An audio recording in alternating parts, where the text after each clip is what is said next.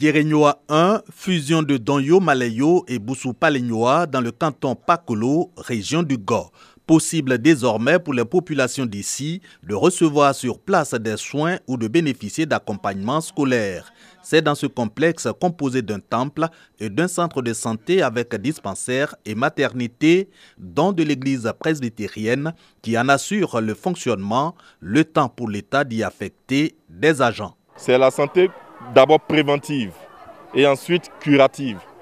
Préventive dans la mesure où c'est de faire les vaccinations, les sensibilisations, l'information qu'il faut à l'ensemble de la population villageoise pour qu'elle puisse savoir comment se tenir concernant les fléaux de palu et autres. En clair, en plus de forger leurs esprits, l'église presbytérienne vient améliorer la santé des 5000 âmes de Donyo Maleyo et Boussou Palignoa pour lutter contre la pauvreté. Pour les populations, l'équipement offert vient booster le développement de leur localité, car équipé d'un château d'eau pour régler la question de l'accès à l'eau potable, le complexe socio-éducatif se veut évolutif pour intégrer d'autres infrastructures, dont un lycée. Il fallait partir dans un village, Krabalidié, presque 5 kilos. C'est vraiment loin. Il faut aller aussi à Niario, presque 4 kilos. Vraiment, c'était dur. Il y a eu des morts parce qu'il n'y a pas ces infrastructures ici. Vraiment, aujourd'hui, je me réjouis qu'il y ait ce joyau. Ici, nous sommes à près de 27 km de Gagnoa et puis les premiers hôpitaux sont à 7 km d'ici.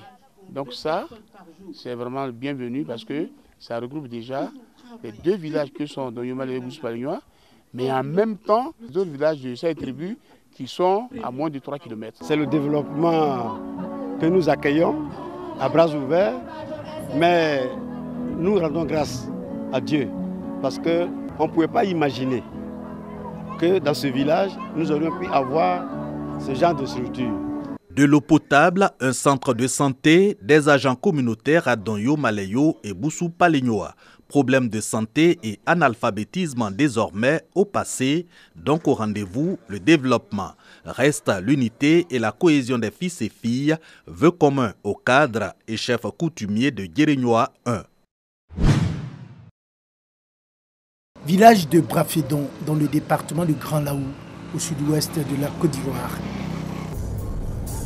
En route pour une plongée dans l'univers de la chasse au crabe poilu, nous embarquons pour un petit village du nom de Kakanifri, la capitale des crabes poilus. Le moteur de 15 chevaux nous propulse au large de la lagune Tagba en direction de Tukuzu aux Zalem et change notre regard sur la cité des trois eaux.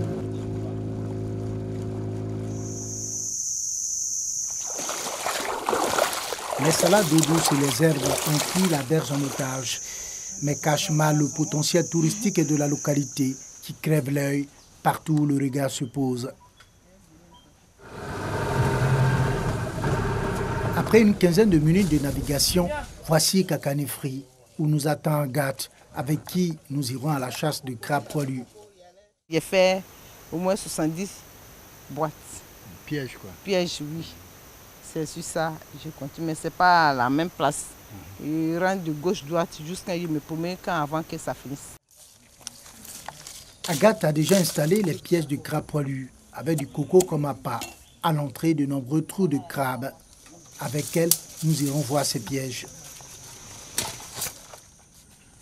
Les crabes poilus généralement se rendent inaccessibles aux prédateurs, en se cachant derrière des marécages ou des forêts d'épines.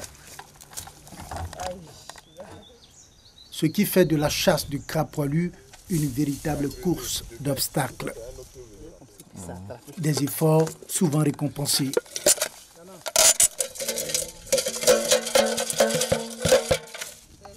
Malgré les difficultés, Agathe adopte une attitude durable en jetant les petits crabes à l'intérieur de son piège. C'est petit, c'est trop petit. Le crabe là, il est trop petit. Il est trop petit. Donc on le laisse. Quelques 2 semaines après ou bien 1 mois après, ça grandit et puis on les attrape. En pleine forêt de ronces, nous rencontrons Elisabeth et son fils. Comme nous, ils sont également à la chasse de crabes poilus. On souffre. Alors là, il y a un peu à baisser pour chercher là. c'est fatigué aussi. Et où on vient là, c'est trop long. C'est ça. Maintenant, et puis il y a piquant aussi. C'est ça. C'est pas facile. Agathe a aussi des pièges de crabe poilu faits avec du grillage et sont tout aussi efficaces que le dispositif fait avec des boîtes de tomates. Le dernier piège visité, nous retournons au village. Aussitôt arrivé au village de Kakanifri, Agathe remet son butin à Joseph pour attacher. Une autre étape avant la commercialisation est tout aussi difficile. Quand il t'attrape comme ça, quand tu tires, il peut te déchirer. Mais quand il t'attrape, ça là aussi, il peut te mordre. Mais ça là, quand il prend un petit peu de trapper là, il te fait mal pour dépasser ça là.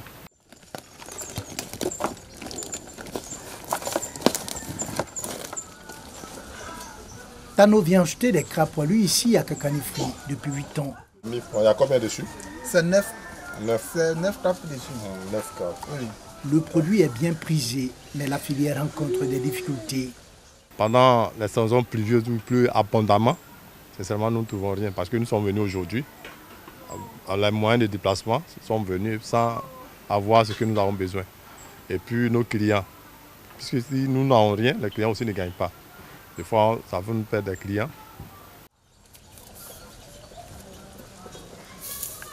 Il faut sauver la filière du crabe poilu, selon Tano. Les gens demandent beaucoup parce que normalement nous autres, le monde n'a pas encore les contacts vrais avec peut-être les grands restaurants, mais avec la population surtout de Beaunois, parce que c'est eux qui en mangent beaucoup. Donc ça peut nourrir son homme s'il y a une bonne clientèle. Avec la déforestation, les crabes poilus se font de plus en plus rares. Cela augmente le risque de voir les chasseurs de crabes poilus s'introduire dans le parc national d'Azagny, juste à côté.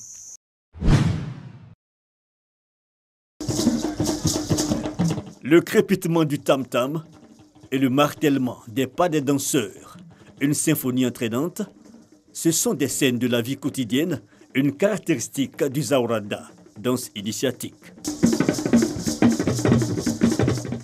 Cette partie des danses-là, représente la vie quotidienne que nous passons au village. Oui, le chant, le matin on va au champ. Des fois aussi on se fâche, on se bat, ça relate toute la vie quotidienne. On initie les enfants, les jeunes enfants. Il n'y a pas que la danse en pays d'Ida. Le Djaka Festival à Divo, c'est aussi le rendez-vous de la gastronomie avec le tchétchara, du textile à travers le fameux raffia tissé, le Nigbeli Lokui, sans oublier les rites et coutumes traditionnelles des peuples d'Ida, Godi et leurs alliés. Cette édition du Djaka Festival, la 10e, a une saveur particulière. La 10e édition a pour thème la paix. Et chez nous, nous parlons de Bobla. Bobla est une feuille symbolique qui détermine la paix. C'est comme le drapeau blanc. Au regard de l'actualité politique, socio-économique, nous avons pensé que prôner la paix entre nous en Côte d'Ivoire, c'était important. C'est pour cette raison que nous avons opté pour ce thème, la paix.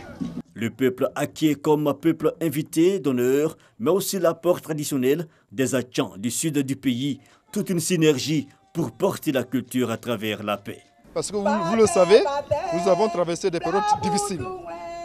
Donc ce thème cadre avec la volonté de ce peuple-là de tourner cette page définitivement et pour vivre en paix dans l'intérêt du développement et du bonheur de cette population du Lot d'Ivoire. Les Didas sont le peuple qui a le plus d'alliés en fait, dans ce pays. Donc voilà, on a toujours prôné ça.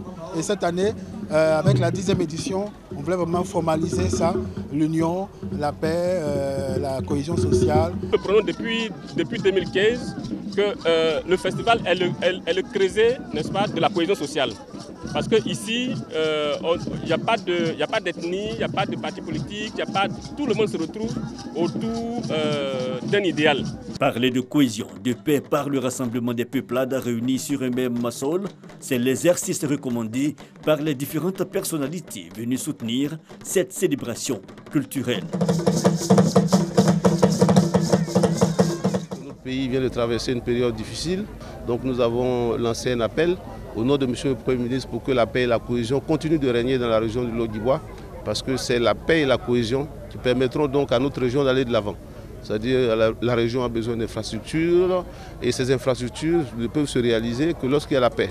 Un Djaka Festival Bobla 2020 encore plus en couleur et en ferveur, avec en prime d'autres activités ludiques telles le sport, mais surtout le Djaka Off marqué par des soirées illuminées. L'édition 2020 a clos ses portes pour mieux ouvrir celle de l'édition 2021.